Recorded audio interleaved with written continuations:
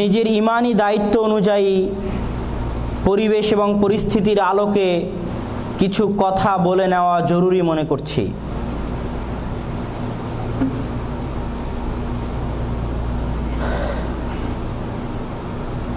আজকের বক্তব্যের বিষয় যদিও ইত্তেবাউস সুন্নাহ, রাসূল সাল্লাল্লাহু আলাইহি ওয়াসাল্লামের সুন্নাতের অনুসরণ, তারপরও মূল বক্তব্য মূলত হবে মুসলিম জাতির অধঃপতন, কারণ বিশ্লেষণ ও উত্তরণের উপায়, এবং এর মধ্যে ইত্তেবাউস সুন্নাহর আলোচনা আসবে ইনশাআল্লাহ বিস্তর অংশ ঘিরে। আমরা জানি আজকে পৃথিবীর প্রতিটি প্রান্তে প্রান্তে, কোনায় কোনায়, পৃথিবীর অলিতে গলিতে, সিরিয়া, ইরাক, ইয়েমেন থেকে নিয়ে শুরু করে আফগানিস্তান, পাকিস্তান, বাংলাদেশ হয়ে পৃথিবীর প্রতিটি কোনা এবং অলিতে গলিতে আজ মুসলমানেরা নির্যাতিত, নিষ্পেষিত, অত্যাচারিত। আজ থেকে 100 বছর পূর্বে ইসলামী খেলাফতের পতন হয়েছে, এখন পর্যন্ত আর ইসলামী খেলাফত প্রতিষ্ঠিত হয়নি। পৃথিবীর কোনো কোনায় একজন মুসলমান মারা গেলে, একজন মুসলিম বোন নির্যাতিত হলে, অত্যাচারিতা হলে তাকে রক্ষা করার মতো কেউ নেই, তাকে বাঁচানোর মতো কেউ নেই। আজকের পৃথিবীতে মুসলমানদের যত করুণ অবস্থা, যত শোচনীয় অবস্থা, হয়তোবা ইতিপূর্বে শুধুমাত্র 2 বার মুসলমানরা এত করুণ পরিস্থিতি এবং এত শোচনীয় পরিস্থিতির মুখোমুখি হয়েছিল। একটা সময় ছিল মঙ্গোলীয়দের সময়, যখন হালাকু খা, চেঙ্গিস খা বাগদাদের প্রতি এবং মুসলিম বাহিনীর প্রতি, মুসলিম রাজ্যের প্রতি, ইসলামী খেলাফতের প্রতি আক্রমণ করেছিল। আর আরেকটা সময় এসেছিল সালাহউদ্দিন আইয়ুবীর সময়, যখন ক্রুসেডাররা ইসলামকে দুনিয়ার বুক থেকে নিঃশেষ করে দেওয়ার জন্য বাইতুল মাকদিসকে, ফিলিস্তিনকে দখল করেছিল। সেটা ছিল একটা সময়। আর আজকে তৃতীয়বারের মতো মুসলমানেরা সারা পৃথিবীতে কঠিন এবং করুণ শোচনীয় পরিস্থিতির মুখোমুখি। মুসলমানদের এই অধঃপতনের কারণ কি, এবং এই অধঃপতন থেকে উত্তরণের উপায় কি, এই বিষয়ে সংক্ষিপ্ত আলোচনা করব ইনশাআল্লাহ। অধঃপতনের, মুসলমানরা যে আজ নির্যাতিত, নিষ্পেষিত, তার একটা ছোট্ট উদাহরণ আগে আপনাদের সামনে পেশ করি। আমরা এখানে যারা উপস্থিত আছি তাদের সকলেই বাংলাদেশের, তাই না? সকলেই আমরা বাংলাদেশের নাগরিক বা বাংলাদেশের অধিবাসী, বা বাংলাদেশি আমাদের বাড়ি, আমাদের জন্ম বাংলাদেশে। হয়তো অল্প কিছু সময়ের জন্য বিলাদুত তাওহীদ, আল মামলাকাতুল আরাবিয়া সৌদিয়া, তাওহীদের এই দেশ সৌদি আরবে এসেছি, আবার এখান থেকে হয়তোবা ফিরে বাংলাদেশে যাব। বাংলাদেশই আমাদের আসল ঠিকানা। সেই বাংলাদেশে আজকে মুসলমানেরা কত নির্যাতিত, কত নিষ্পেষিত, তার একটা ছোট্ট পরিস্থিতি, বর্তমান সময়ের পরিস্থিতি খেয়াল করুন। বাংলাদেশের রাষ্ট্রধর্ম কি? বাংলাদেশের রাষ্ট্রধর্ম কি? ইসলাম। আপনারা হয়তোবা অনেকেই ফেসবুক, টুইটারের কল্যাণে, সংবাদপত্রের কল্যাণে জানেন যে বাংলাদেশের রাষ্ট্রধর্ম ইসলামকে পরিবর্তন করার চেষ্টা করা হচ্ছে। জানেন না? জানেন না? এবং অজুহাত দেখানো হচ্ছে যে মুক্তিযুদ্ধের যে চেতনা, এই চেতনার বিরোধী হচ্ছে রাষ্ট্রধর্ম ইসলামের চেতনা।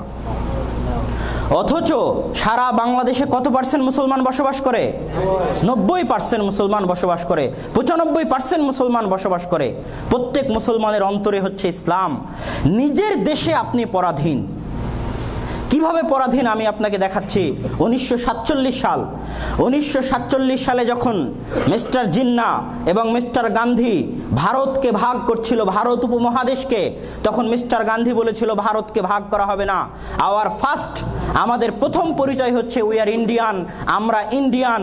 এবং আমাদের দ্বিতীয় পরিচয় হচ্ছে যে আমরা কেউ মুসলমান বা কেউ হিন্দু। সুতরাং এই ইন্ডিয়ান, ভারতীয় পরিচয়ের উপর ভিত্তি করে আমাদের ভারতকে ভাগ করা হবে না। ওই সময় মিস্টার জিন্না বলেছিল আমাদের প্রথম পরিচয় হচ্ছে উই আর মুসলিম, আমরা মুসলমান। আমাদের দ্বিতীয় পরিচয় অন্য কিছু হতে পারে, যে আমরা বাংলাদেশি, আমরা হিন্দুস্তানি, আমরা পাকিস্তানি, কিন্তু আমাদের প্রথম পরিচয় কি? আমরা মুসলমান। সেই সময় এই ধর্মের উপর ভিত্তি করে ভারত এবং পাকিস্তান বিভক্ত হয়েছিল। এবং সেই বিভক্তির সময় বাংলাদেশ কার সাথে ছিল? পাকিস্তানের সাথে ছিল। মানে বাংলাদেশ ভারত থেকে আলাদা হয়েছে কেন? ইসলামের জন্য। কথা কি বুঝতে পারছেন? বাংলাদেশ ভারত থেকে আলাদা হয়েছে কেন? ইসলামের জন্য। আর একটা প্রশ্ন খেয়াল করেন, আজকে পশ্চিমবঙ্গে যারা বসবাস করে ভারতের, তাদের ভাষা কি? বাংলা। তারা কি বাঙালি নয়? বাঙালি। বাংলাদেশে যারা বসবাস করে তাদের ভাষা কি? তারা কি বাঙালি নয়? বাঙালি। তাহলে বাংলাদেশ এবং পশ্চিমবঙ্গের সকলেই বাঙালি এবং সকলেই বাংলা ভাষায় কথা বলে, তারপরও পশ্চিমবঙ্গ কেন ভারতের সাথে আর বাংলাদেশ কেন ভারতের সাথে নয়? কারণ কি বলেন? ইসলাম। বাংলাদেশে বসবাস করে অধিকাংশ মানুষ মুসলমান, এই জন্যই তারা বাঙালি হওয়ার পরেও পশ্চিমবঙ্গের ভারতের সাথে নয়। তাহলে বাংলাদেশের স্বাধীনতার ভিত্তি কি? বাংলাদেশের স্বাধীনতার ভিত্তি কি? ইসলাম। আমি মূলত ইমানি দায়িত্ব থেকে আপনাদের সামনে এই কথাগুলো বলছি যে বাংলাদেশের স্বাধীনতার বিরোধী বলে ইসলামকে হটানো হচ্ছে, আর আমি আপনাকে দেখালাম যে বাংলাদেশের স্বাধীনতার ভিত্তি, বাংলাদেশের স্বাধীনতার জিম্মেদার হচ্ছে ইসলাম। যেই দিন ইসলামকে সরিয়ে দেওয়া হবে বাংলাদেশ থেকে, যেই দিন বাংলাদেশে ইসলাম থাকবে না, সেই দিন আলাদা বাংলাদেশের কোনো প্রয়োজন নাই, ভারতের সাথে চলে যাওয়াই ভালো। কথা আমার বুঝতে পারছেন না? সম্মানিত উপস্থিতি, বাংলাদেশের মুক্তিযুদ্ধের সময়ের যে চেতনা, ওই চেতনা যে ইসলাম বিরোধী চেতনা নয়, তার আমি কিছু দলিল আপনাদের সামনে পেশ করব। একজন মুসলমান হিসেবে এই করুণ পরিস্থিতিতে আপনাদের এটা জেনে থাকা উচিত বলে আমি আমার ইমানি দায়িত্ব থেকে আপনাদের জানাচ্ছি। বাংলাদেশের স্বাধীনতা যুদ্ধের দলিল পত্রের ৩য় খণ্ডের ১৬ থেকে ১৯ পৃষ্ঠায় ১৯৭১ সালের ১৪ এপ্রিল বাংলাদেশ সরকারের প্রচার দপ্তর থেকে যে নির্দেশাবলী ছাপানো হয়েছিল, ওই নির্দেশাবলীর কয়েকটা কথা আমি আপনাদের সামনে পেশ করছি। প্রথম কথা, শুরু হয়েছিল আল্লাহু আকবার এই শব্দ দিয়ে। ওই নির্দেশাবলীটা বাংলাদেশ স্বাধীনতা যুদ্ধের দলিল পত্রের ৩য় খণ্ডের ১৬ থেকে ১৯ পৃষ্ঠায় দেখবেন। তার মধ্যে একটা কথা ছিল পাকিস্তানিদের বিরুদ্ধে, যে তাদের অস্ত্র হচ্ছে অনেক উন্নত আর আমাদের অস্ত্র হচ্ছে পরম করুণাময় সর্বশক্তিমান আল্লাহর সাহায্য। ওর মধ্যে একটা কথা ছিল, সর্বশক্তিমান আল্লাহর প্রতি বিশ্বাস রেখে এই ন্যায়ের সংগ্রামে অবিচল থাকুন। ওর মধ্যে শেষ এই প্রচারপত্রটা শেষ করা হয়েছিল পবিত্র কোরআনের 2টা আয়াত দিয়ে। অনুবাদ লেখা আছে কিন্তু মূল আয়াতটা আমি পড়ছি, ইন্না মাআল উসরি ইসরা, নিশ্চয় অচিরেই দুঃখের পরে কষ্টের পরে সুখ আসবে। আর আরেকটা আয়াতের পরে লেখা হয়েছিল ইন্না নাসরাল্লাহি করিব, নিশ্চয় মহান আল্লাহর সাহায্য অনেক নিকটবর্তী। এটা হচ্ছে বাংলাদেশ স্বাধীনতা যুদ্ধের সময় যে প্রচারপত্র বিলি করা হয়েছিল, ওই প্রচারপত্রের শব্দ হচ্ছে এগুলো, যার শেষে শেখ মুজিবুর রহমানের সাইন ছিল, স্বাক্ষর ছিল। তাহলে কিভাবে আপনি বলতে পারেন যে বাংলাদেশের মুক্তিযুদ্ধের চেতনা হচ্ছে ইসলাম বিরোধী চেতনা? ডাহা মিথ্যা কথা। আজও যত মুক্তিযোদ্ধা বাংলাদেশে বেঁচে আছে, যেমন আমি একজনের নাম বলি, আলামিন মসজিদ, মোহাম্মদপুর শাহজাহান রোডের মাথায় যে আলামিন মসজিদ যিনি মোতাওয়াল্লি আছেন, ওই মোতাওয়াল্লি নজরুল ইসলাম সাহেব, তিনি মুক্তিযোদ্ধা পরিষদের সাধারণ সেক্রেটারি, সাধারণ সম্পাদক ছিলেন। তাকে এখনও তিনি বেঁচে আছেন, জিজ্ঞেস করে দেখতে পারেন যে তাদের মুক্তিযুদ্ধের সময় চেতনা ছিল ইসলাম, ধর্মনিরপেক্ষতাবাদ নয় বা নাস্তিকতা নয়। সম্মানিত উপস্থিতি, এখানে আরেকটা কথা বলে নিই, অনেকেই যারা যুক্তি দেখাচ্ছে যে রাষ্ট্রধর্ম ইসলাম রাখা হবে না, তাদের অন্যতম কথা হচ্ছে যে এই দেশে হিন্দুরা বসবাস করে, এই দেশে খ্রিস্টানরা বসবাস করে, এই দেশে বৌদ্ধরা বসবাস করে, তাহলে আমরা রাষ্ট্রধর্ম ইসলাম রেখে তাদেরকে কষ্ট দিচ্ছি, তাদের হককে নষ্ট করছি। তাহলে তাদের উদ্দেশ্যে প্রথম কথা হচ্ছে যে এই দেশে, বাংলাদেশে শুধু বাংলা ভাষাভাষী মানুষ বসবাস করে না, বাংলাদেশে বিহারিরাও বসবাস করে এবং চিটাগাংয়ের অঞ্চলে অনেক গারো পাহাড়িরা বসবাস করে, তাদের ভাষা বাংলা নয়। পার্বত্য চট্টগ্রামে যান, 12 প্রকার উপজাতি বসবাস করে পার্বত্য চট্টগ্রামে। পার্বত্য চট্টগ্রামের যে 3টা জেলা আছে, খাগড়াছড়ি, রাঙ্গামাটি, সেগুলোতে 12-13 রকমের উপজাতি বসবাস করে, তাদের সকলের ভাষা আলাদা আলাদা, তারপরও কেন রাষ্ট্রভাষা বাংলা? আর একটা যুক্তি, যেই সময় রাষ্ট্রভাষা বাংলার জন্য 1952 সালে আন্দোলন হয়েছিল এবং 21শে ফেব্রুয়ারিতে সালাম, বরকত, রফিকের রক্ত ঝরেছিল বাংলার মাটিতে, ওই সময় পাকিস্তানের মাত্র 56% মানুষ বাংলায় কথা বলতো আর বাকি 44% মানুষ উর্দুতে কথা বলতো। তারপরেও যদি বাংলা ভাষার জন্য আন্দোলন করা হয়, আর আজকে বাংলাদেশের 95% মানুষ ইসলাম মানে আর 5% মানুষ ইসলাম মানে না, তাহলে 56%-এর যদি বাংলা ভাষার আন্দোলন ঠিক হয়, তাহলে 95%-এর জন্য ইসলাম রাষ্ট্রধর্ম কেন হবে না? যারা 56% মানুষের অধিকারকে নষ্ট করে উর্দুকে বাংলা ভাষা করতে গেছিল, তারা যতটা না নির্যাতনকারী, তারা যতটা না বড় জালেম, আজকে যারা 95% মানুষের অন্তরের বাণীকে লঙ্ঘন করে, পদদলিত করে ইসলামকে রাষ্ট্রভাষা রাখতে চায় না, তারা তার চেয়ে বড় জালিম। রাষ্ট্রভাষা বাংলা যদি না রাখা অন্যায় হয়, তাহলে রাষ্ট্রধর্ম ইসলাম না রাখা অন্যায়।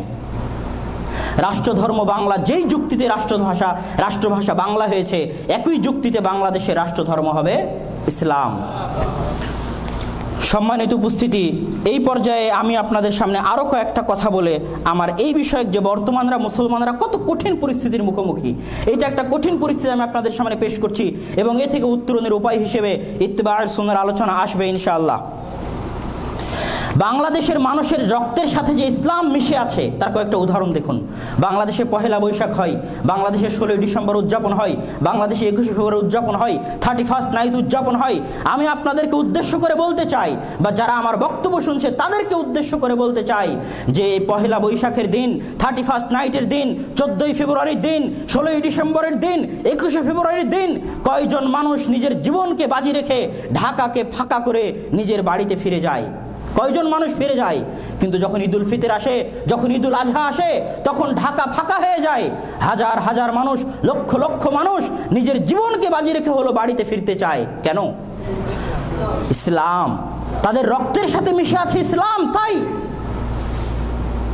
পহেলা বৈশাখ না তাদের কাছে যতটা প্রিয়, 16ই ডিসেম্বর না যতটা প্রিয়, 21শে ফেব্রুয়ারি না তাদের রক্তের সাথে যতটা মিশে আছে, ইসলাম তাদের রক্তের সাথে তার চাইতে হাজার হাজার গুণ বেশি মিশে আছে।